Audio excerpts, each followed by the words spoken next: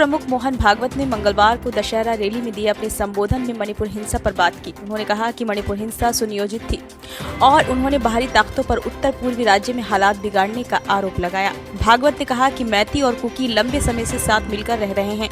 RSS प्रमुख ने सवाल करते हुए पूछा कि मणिपुर एक सीमावर्ती राज्य है और वहां अलगाव और आंतरिक संघर्ष से किसे फायदा होगा।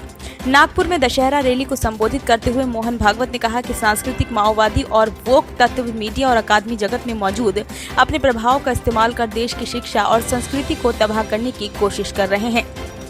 भागवत ने लोगों से अपील करते हुए कहा कि जब 22 जनवरी को अयोध्या के राम मंदिर में भगवान राम की प्रतिमा स्थापित की जाएगी तो सभी देशवासी मंदिरों में इसका उत्सव मनाने के लिए कार्यक्रमों का आयोजन करें। भागवत ने मणिपुर के हालात पर कहा कि राज्य में जो हिंसा हुई है उसे कराया गया है। विदेशी ताकतें इस अशांति और अलगाव का फायदा लेना चाहती हैं। भागवत ने सवाल किया कि क्या दक्षिण पूर्व एशिया की राजनीति का भी इसमें भूमिका हो सकती है।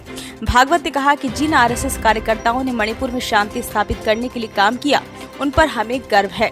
सर संघचालक मोहन भागवत ने आगामी लोकसभा चुनाव के लिए लोगों से अपील करते हुए कहा कि लोग एकता, पहचान और देश के विकास को ध्यान में रखकर वोट करें।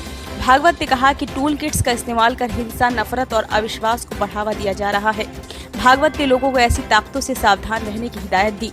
आरएसएस चीफ ने कहा कि 3 तत्व मातृभूमि के प्रति समर्पण, अपने पूर्वजों के प्रति गर्व और साझा संस्कृति हमें भाषा, धर्म, वर्ग, जाति आदि की विविधता के बावजूद एक देश बनाते हैं। केंद्र सरकार के सफल G20 आयोजन की भी मोहन भागवत ने तारीफ की और कहा कि वैश्विक मंच पर भारत को एक बड़ी ताकत के रूप में स्थापित किया गया। मोहन भागवत ने कहा कि दुनिया कट्टरवाद, अराजकता और धार्मिक अलगाववाद का सामना कर रही है। हितों के टकराव और उग्रवाद के चलते ही यूक्रेन या गाजा पट्टी में जारी संघर्ष का कोई समाधान नहीं निकल पा रहा है। ब्यूरो रिपोर्ट, नई दिल्ली।